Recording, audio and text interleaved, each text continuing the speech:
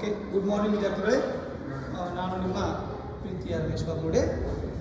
ನಾವು ಹಿಂದಿನ ತರಗತಿಯಲ್ಲಿ ಯಾವ ಒಂದು ವಿಷಯದ ಬಗ್ಗೆ ಚರ್ಚೆ ಮಾಡಿದ್ದೀವಿ ಅಂತಂದರೆ ಚುನಾವಣೆಯ ಮಹತ್ವದ ಬಗ್ಗೆ ಚರ್ಚೆ ಮಾಡಿದ್ದೀವಿ. ಆದರೆ ಈ ತರಗತಿಯಲ್ಲಿ ಏನು ಮಾಡೋಣಪ್ಪ ಅಂತಂದರೆ ನಿಮಗೆ ಒಂದು ಪರೀಕ್ಷೆಯ ದೃಷ್ಟಿಯಿಂದ ಅತ್ಯಂತ ಮುಖ್ಯವಾಗಿರ್ತಕ್ಕಂಥ ಇನ್ನೊಂದು ಪ್ರಶ್ನೆ ಯಾವುದಪ್ಪ ಅಂತಂದರೆ ಪ್ರತ್ಯಕ್ಷ ಚುನಾವಣೆಯ ಲಕ್ಷಣಗಳು ಅಂತಕ್ಕಂಥದ್ದು ಒಂದು 5 ಅಂಕದ ಪ್ರಶ್ನೆಗಳಾದ ವಿದ್ಯಾರ್ಥಿಗಳೇ. ನೋಡಿ, ಅದಕ್ಕಿಂತ ಮುಂಚೆ ನೀವು ಇನ್ನೂ ಕೂಡ ನಮ್ಮ ಚಾನಲನ್ನು ಸಬ್ಸ್ಕ್ರೈಬ್ ಮಾಡಿಲ್ಲ ಅಂತಂದರೆ ಸಬ್ಸ್ಕ್ರೈಬ್ ಮಾಡಿ ಮತ್ತು ಕೊನೆಯಲ್ಲಿ ಇರತಕ್ಕಂಥ ಬೆಲ್ ಬಟನ್ ಒತ್ತೋದನ್ನು ಕೂಡ ಮರಿಬೇಡ್ರಿ. ಹಾಗೆ ಒಂದು ಲೈಕನ್ನು ಮಾಡಿರಿ. ನೋಡಿ, ಈ ಪ್ರತ್ಯಕ್ಷ ಚುನಾವಣೆ ಅಂತಕ್ಕಂಥದ್ದು ಅತ್ಯಂತ ಮುಖ್ಯವಾಗಿರ್ತಕ್ಕಂಥ ಒಂದು ಪ್ರಶ್ನೆ. ಪ್ರತ್ಯಕ್ಷ ಚುನಾವಣೆ ಅಂದರೆ ಏನು ವಿದ್ಯಾರ್ಥಿಗಳು? ನಿಮಗೆ ಮುಖ್ಯವಾಗಿ ಗೊತ್ತಿರಬೇಕು. ಪ್ರತ್ಯಕ್ಷ ಚುನಾವಣೆ ಅಂತಂದರೆ ಪ್ರಜೆಗಳೇ ನೇರವಾಗಿ ಮತಗಟ್ಟೆಗೆ ಹೋಗಿ ನಮ್ಮನ್ನು ಆಯ್ಕೆ ಮಾಡ್ತಕ್ಕಂಥ ಅಭ್ಯರ್ಥಿಯನ್ನು ನಾವೇ ಗುಪ್ತವಾಗಿರ್ತಕ್ಕಂಥ ಮತವನ್ನು ಚಲಾವಣೆ ಮಾಡುವ ಮೂಲಕ ಆಯ್ಕೆ ಮಾಡೋದು ಏನು ಕರಿತೀವಿ? ಪ್ರತ್ಯಕ್ಷ ಚುನಾವಣೆ ಅಂತೇಳಿ ಕರಿತೀವಿ. ನೋಡಿರಿ, ನಾವೇ ಒಂದು ಮತಗಟ್ಟೆಗೆ ಹೋಗಿ ಅಲ್ಲಿ ಗುಪ್ತವಾಗಿರ್ತಕ್ಕಂಥ ಮತದಾನ ಮಾಡುವ ಮುಖಾಂತರ ಆ ಅಭ್ಯರ್ಥಿಯನ್ನು ಆಯ್ಕೆ ಮಾಡಿದ್ರೆ ಏನು ಕರಿತೀವಿ? ಅದಕ್ಕೆ ಪ್ರತ್ಯಕ್ಷ ಚುನಾವಣೆ ಅಂತೇಳಿ ಕರಿತೀವಿ. ಸೊ ನೋಡಿರಿ, ಪ್ರತ್ಯಕ್ಷ ನಿಮ್ಗೆ ಕ್ವಶನ್ ಬರ್ಬೋದು, ಪ್ರತ್ಯಕ್ಷ ಚುನಾವಣೆಗೆ ಉದಾಹರಣೆ ಕೊಡಿ.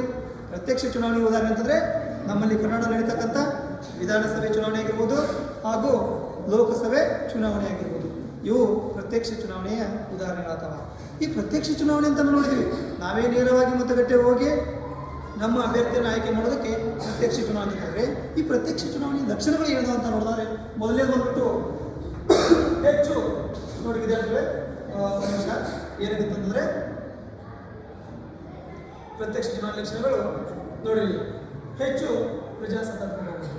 ಈ ಪ್ರತ್ಯಕ್ಷ ಚುನಾವಣೆ ಅಂತಕ್ಕಂಥದ್ದು ಹೆಚ್ಚು ಪ್ರಜಾಸತ್ತಾತ್ಮಕವಾಗಿರ್ತಕ್ಕಂಥದ್ದಾಗಿತ್ತು. ಯಾಕಂತಂದರೆ ಇಲ್ಲಿ ಪ್ರಜೆಗಳೇ ನೇರವಾಗಿ ಮತಗಟ್ಟೆಗೆ ಹೋಗಿ ತಮ್ಮನ್ನು ಆಯ್ಕೆ ಮಾಡ್ತಕ್ಕಂಥ ಅಭ್ಯರ್ಥಿಯನ್ನು ಇವರೇ ಆಯ್ಕೆ ಮಾಡೋದ್ರಿಂದ ಅತ್ಯಂತ ಹೆಚ್ಚು ಪ್ರಜಾಸತ್ತಾತ್ಮಕವಾಗಿರ್ತಕ್ಕಂಥದ್ದಾಗಿತ್ತು. ಯಾಕಂದರೆ ಪರೋಕ್ಷ ಚುನಾವಣೆ ಅಂತಂದರೆ ನಮ್ಮಿಂದ ಆಯ್ಕೆ ಆಗಿರ್ತಕ್ಕಂಥ ಪ್ರತಿನಿಧಿಗಳು ಅಲ್ಲಿ ಆಯ್ಕೆ ಮಾಡ್ತಾರೆ. ಆದರೆ ಈ ಪ್ರತ್ಯಕ್ಷ ಚುನಾವಣೆಯಲ್ಲಿ ಹಾಗಲ್ಲ. ನಾವೇ ಹೋಗಿ ಸಾಮಾನ್ಯವಾಗಿರ್ತಕ್ಕಂಥ ಮತದಾರರೇ ನೇರವಾಗಿ ಮತಗಟ್ಟೆಗೆ ಹೋಗಿ ಗುಪ್ತವಾಗಿರ್ತಕ್ಕಂಥ ಒಂದು ಮತವನ್ನು ಚಲಾವಣೆ ಮಾಡುವ ಮೂಲಕ ಅಭ್ಯರ್ಥಿಯನ್ನು ಆಯ್ಕೆ ಮಾಡೋದ್ರಿಂದ ಇದು ಹೆಚ್ಚು ಪ್ರಜಾಸತ್ತಾತ್ಮಕವಾಗಿತ್ತು ವಿದ್ಯಾರ್ಥಿಗಳಿಗೆ. ಇನ್ನು ಎರಡನೇದು ಬಂದ್ಬಿಟ್ಟು ಜನಪ್ರತಿನಿಧಿಗಳ ಮೇಲೆ ನಿಯಂತ್ರಣ. ಜನಪ್ರತಿನಿಧಿಗಳ ಮೇಲೆ ಈ ಒಂದು ಪ್ರತ್ಯಕ್ಷ ಚುನಾವಣೆ ಅಂತಕ್ಕಂಥದ್ದು ನಿಯಂತ್ರಣ ಇರ್ತೈತಿ. ಯಾಕಂತಂದರೆ ಈ ಒಂದು ಪ್ರತ್ಯಕ್ಷ ಪ್ರತಿನಿಧಿಗಳು ಮುಂದಿನ ಚುನಾವಣೆಯಲ್ಲಿ ಮರು ಆಯ್ಕೆ ವಹಿಸುವುದರಿಂದ ತಮ್ಮ ಕ್ಷೇತ್ರದ ಪ್ರಜೆಗಳೊಂದಿಗೆ ಉತ್ತಮ ಸಂಪರ್ಕ ಮಾಡ್ತಾರೆ. ನೋಡಿ, ಏನಾಗುತ್ತೆ ಅಂದರೆ ಈ ಪ್ರತ್ಯಕ್ಷ ಚುನಾವಣೆಯಲ್ಲಿ ಈ ಒಂದು ಜನಪ್ರತಿನಿಧಿಗಳ ನಿಯಂತ್ರಣ ಹೇಗಿರ್ತಾರಪ್ಪ ಅಂದರೆ ಪ್ರಜೆಗಳು ಒಮ್ಮೆ ಆಯ್ಕೆಯಾಗಿ ಹೋಗಿರ್ತಕ್ಕಂಥ ಜನಪ್ರತಿನಿಧಿಗಳು ಮರು ಚುನಾವಣೆ ಆಯ್ಕೆಯನ್ನು ಬಯಸ್ತಾರೆ ಅವರು. ಯಾಕಂದರೆ ಒಂದ್ಸಲ 5 ವರ್ಷ ಆಳ್ವಿಕೆ ಮಾಡಿದ್ರೆ ಮುಂದಿನ ವರ್ಷ ನಾವಿಲ್ಲಪ್ಪ 5 ವರ್ಷ ಆದಮೇಲೆ ನಾವು ಆಳ್ವಿಕೆ ಮಾಡೋಂಗಿಲ್ಲ, ಎಲೆಕ್ಷನ್ ಇಲ್ಲಾಗಿಲ್ಲ ಅನ್ನೋಂಗಿಲ್ಲ. ಮರು ಆಯ್ಕೆಯನ್ನು ಬಯಸೋದ್ರಿಂದ ಏನಾಗುತ್ತಪ್ಪ ಅಂತಂದರೆ ಈ ಒಂದು ಪ್ರಜೆಗಳಿಗೆ ನಿಕಟವಾಗಿರ್ತಕ್ಕಂಥ ಸಂಬಂಧಗಳು ಇರ್ತಾರೆ. ಹಾಗಾಗಿ ಇದು ಜನಪ್ರತಿನಿಧಿಗಳ ಮೇಲೆ ಪ್ರಜೆಗಳ ನಿಯಂತ್ರಣ ಮೂಲಕ ಸಹಾಯ ಮಾಡಿಕೊಳ್ಳುತ್ತೆ. ಇನ್ನು ಮೂರನೇ ನೋಡಿ, ರಾಜಕೀಯ ಪರಿಜ್ಞಾನವನ್ನು ಮೂಡಿಸುತ್ತೀವಿ. ಮೂರನೇದು ರಾಜಕೀಯ ಪರಿಜ್ಞಾನ ಮೂಡಿಸುತ್ತೀವಿ. ಇನ್ನು ನೋಡಿರಿ, ಪರೋಕ್ಷ ಚುನಾವಣೆ ಆಗಿದ್ದರೆ ಅಲ್ಲಿ ಆಯ್ಕೆ ಹೋಗಿರ್ತಕ್ಕಂಥ ಪ್ರತಿನಿಧಿಗಳೇ ಒಂದು ರಾಜಕೀಯ ನಾಯಕರ ಒಂದು ಆಯ್ಕೆಯಲ್ಲಿ ಭಾಗವಹಿಸ್ತಾರೆ. ಆದರೆ ಈ ಪ್ರತ್ಯಕ್ಷ ಚುನಾವಣೆಯಲ್ಲಿ ಈ ಪ್ರಜೆಗಳೇ ಏನು ಮಾಡ್ತಾರೆ? ನೇರವಾಗಿ ಹೋಗಿ ಮತಗಟ್ಟೆಗೆ ಮತ ಚಲಾಯಿಸುವುದರಿಂದ ಏನಾಗುತ್ತಿದ್ದು ಈ ಎಲ್ಲ ಪ್ರಜೆಗಳಿಗೂ ಕೂಡ ರಾಜಕೀಯ ಒಂದು ಪರಿಜ್ಞಾನ ಮೂಡಿಸಕ್ಕೆ ಈ ಪರೋಕ್ಷ ಚುನಾವಣೆ ಅಂತಕ್ಕಂಥದ್ದು ಪ್ರತ್ಯಕ್ಷ ಚುನಾವಣೆ ಅಂತಕ್ಕಂಥದ್ದು ಸಹಾಯಕವಾಗಿದೆ.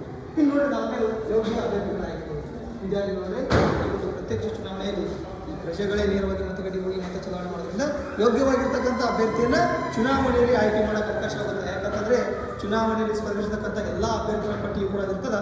ಆ ಅಭ್ಯರ್ಥಿಯ ಹಿನ್ನೆಲೆಯಲ್ಲಿ ತಿಳ್ಕೊಂಡಿರ್ತಕ್ಕಂಥ ಪ್ರಜೆಗಳು ಯಾವ ಒಬ್ಬ ಅಭ್ಯರ್ಥಿಗೆ ಮತವನ್ನು ಚಲಾವಣೆ ಮಾಡಿದರೆ ಉತ್ತಮವಾಗಿರ್ತಕ್ಕಂಥ ಆಡಳಿತವನ್ನು ಮಾಡಬಲ್ಲತಕ್ಕಂಥದ್ದನ್ನು ಐಡೆಂಟಿಫೈ ಮಾಡಿ ಯೋಗ್ಯ ಅಭ್ಯರ್ಥಿಗಳನ್ನು ಆಯ್ಕೆ ಮಾಡಿಕೊಡೋಕೆ ಈ ಚುನಾವಣೆ ಅಂತಕ್ಕಂಥದ್ದು ಸಹಾಯಕ ಮಾಡಿಕೊಡುತ್ತೆ ವಿದ್ಯಾರ್ಥಿಗಳಿಗೆ. ಇನ್ನು ಐದೇ ಬಂದ್ಬಿಟ್ಟು ಸಾರ್ವಜನಿಕರೊಂದಿಗೆ ಸಂಪರ್ಕ.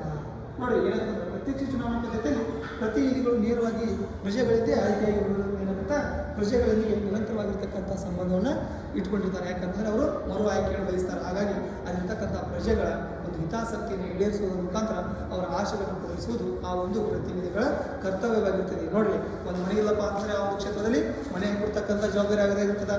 ಒಂದು ರಸ್ತೆ ಸರಿಯಾಗಿಲ್ಲ ಅಂತಂದರೆ ಆ ಒಂದು ಕ್ಷೇತ್ರದ ರಸ್ತೆಯನ್ನು ನಿರ್ಮಾಣ ಮಾಡಿಸ್ತಕ್ಕಂಥ ಜವಾಬ್ದಾರಿ ಕೂಡ ಆ ಪ್ರತಿನಿಧಿಗಳಾಗಿರ್ತದೆ. ಹಾಗಾಗಿ ಇವರು ಸಾರ್ವಜನಿಕರೊಂದಿಗೆ ನೇರವಾಗಿರ್ತಕ್ಕಂಥ ಒಂದು ಸಂಬಂಧವನ್ನು ಇಟ್ಟುಕೊಂಡಿರ್ತಾರೆ. ಸೊ ಹಾಗಾಗಿ ಇದು ಪ್ರತ್ಯಕ್ಷ ಚುನಾವಣೆ ಅಂತಕ್ಕಂಥದ್ದು ಎಕ್ಸಾಮ್ ದೃಷ್ಟಿಯಿಂದ ಅತ್ಯಂತ ಮುಖ್ಯವಾಗಿ ಬರ್ತಕ್ಕಂಥ ಪ್ರಶ್ನೆ ಆಗಿದೆ ವಿದ್ಯಾರ್ಥಿಗಳೇ.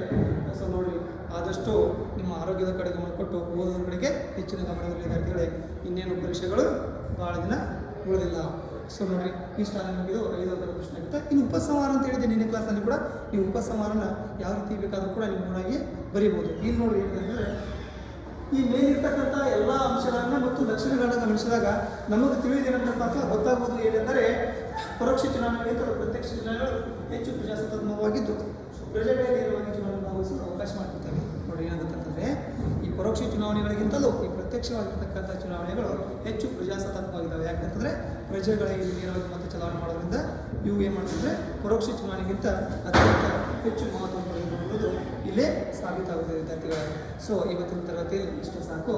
ಇನ್ನು ಮುಂದಿನ ತರಗತಿ ಮಾಡೋಣಪ್ಪ ಅಂತಂದರೆ ಪರೋಕ್ಷ ಚುನಾವಣೆಯ ಲಕ್ಷಣಗಳನ್ನು ನೋಡೋಣ, ಜೊತೆಗೆ ಈ ಒಂದು ಚುನಾವಣಾ ಆಯೋಗದ ಬಗ್ಗೆ ಕೂಡ ನೋಡೋಣ. ಸೊ ಧನ್ಯವಾದಗಳು. ಈ ಬಗ್ಗೆ ಏನಪ್ಪ ಅಂತಂದರೆ ನಮ್ಮ ಚಾನಲ್ನ ನೀವು ಸಬ್ಸ್ಕ್ರೈಬ್ ಮಾಡಿದಂತಂದರೆ ಸಬ್ಸ್ಕ್ರೈಬ್ ಮಾಡಿ ಮತ್ತು ಪಕ್ಕದಲ್ಲಿರ್ತಕ್ಕಂಥ ಬೆಲ್ ಬಟನ್ ಮರಿಬೇಡ್ರಿ. ಓಕೆ, ಧನ್ಯವಾದಗಳು.